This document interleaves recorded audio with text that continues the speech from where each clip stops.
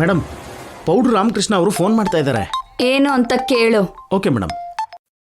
Hello. Phone ನೀನ್ ಇದೆಯಲ್ಲ, ಯಾಕೋ?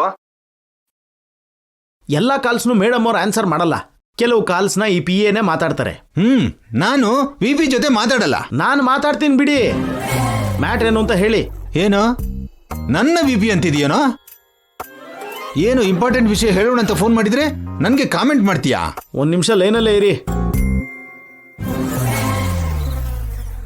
ಮೇಡಮ್, ಏನು ಮುಖ್ಯವಾದ ವಿಷಯ ಅಂತೆ, ನಿಮ್ಮ ಹತ್ರನೇ ಮಾತಾಡ್ಬೇಕಂತೆ.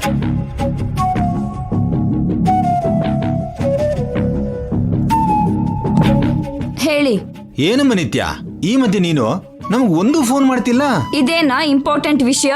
ಅಲ್ಲಮ್ಮ, ಮತ್ತೇನು? ಇಲ್ಲಿ ನೋಡು, ಈಗಷ್ಟೇ ನಮ್ಮನೆಗೆ ಆ ಸ್ವಾಮೀಜಿ ಬಂದಿದ್ದ. ದಿವ್ಯಗೆ ಸದ್ಯದಲ್ಲಿ ಮದುವೆ ಆಗತ್ತೆ ಅಂತ ಹೇಳ್ದ. ಆ ಸ್ವಾಮೀಜಿ ಏನ್ ಹೇಳಿದ್ರು ನಡೆಯುತ್ತಮ್ಮ.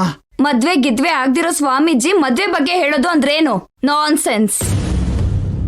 ಇದು ಏನ್ ಅಷ್ಟು ಇಂಪಾರ್ಟೆಂಟ್ ಅಂತ ನನಗೆ ಹೇಳ್ತಿದ್ದೀರಾ? ಅಂದ್ರೆ ದಿವ್ಯಾ ಈ 2 ದಿನ ಚಾಣಕ್ಯನ ಮನೆಯಲ್ಲಿ ಇದ್ದು ಬಂದಿದ್ದಾಳೆ ಅಲ್ವೇನಮ್ಮ? ಈ ವಿಷಯ ನಿನ್ಗೆ ಗೊತ್ತೇ ಇರುತ್ತೆ ಅನ್ಕೋ. ಸ್ವಾಮೀಜಿ ಹೇಳ್ದಾಗೆ ಚಾಣಕ್ಯಗೆ ದಿವ್ಯಾಗೆ ಮದುವೆ ಆಗುತ್ತೇನೋ. ಅದು ಇಂಪಾರ್ಟೆಂಟ್ ಅಲ್ಲ ಅಂತ ಹೇಳ್ದೆ ಅಲ್ವಾ? What next? ಆ ಸ್ವಾಮೀಜಿ ಇನ್ನು ಏನ್ ಹೇಳ್ದ? ಬರೋ ದಿವ್ಯಾ ಹುಟ್ಟು ಹಬ್ಬದ ದಿನ ಅಭಿ ಎಲ್ರಿಗೂ ಕಾಣಿಸ್ತಾನಂತಮ್ಮ.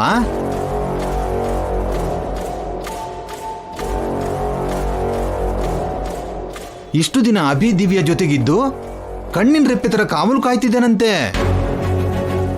ದಿವ್ಯಾ ಅಭಿ ಒಂದೇ ದಿನ ಹುಟ್ಟಿರೋದಕ್ಕೆ ಅಣ್ಣ ತಂಗಿ ಇಬ್ರು ಸೇರಿ ಈ ಹುಟ್ಟು ಹಬ್ಬನ ಆಚರಿಸ್ಕೋತಾರಂತೆ. ಅಂದ್ರೆ ನಿನ್ನೆ ಮನೆಗ್ ಬಂದು ನನಗೆ ಭಯ ಪಡಿಸಿದ್ದು ಖಂಡಿತವಾಗ್ಲೂ ಆ ಅಭಿನೇ ಅಂತ ಆಯ್ತು. ಏನಮ್ಮ, ಅಭಿ ನಿಮ್ಮನೆಗೆ ಬಂದು ನಿನಗೆ ಭಯಪಡಿಸಿದ್ನಾ?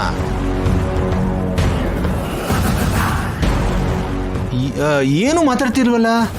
ಹಲೋ,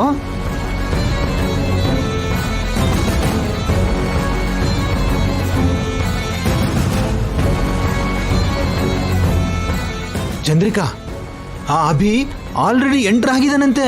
ನಿತ್ಯನ ಭಯಪಡಿಸಿದಂತೆ. ನಿತ್ಯಾಗೆ ಭಯ ಇಡ್ಸಿದಾನೆ ಅಂದ್ರೆ ಅವ್ನ್ ಮಾಮೂಲಿ ಅವನೆಲ್ಲ ಪೌಡ್ರು, ಸ್ಟ್ರಾಂಗ್ ಆಗಿರೋನೆ.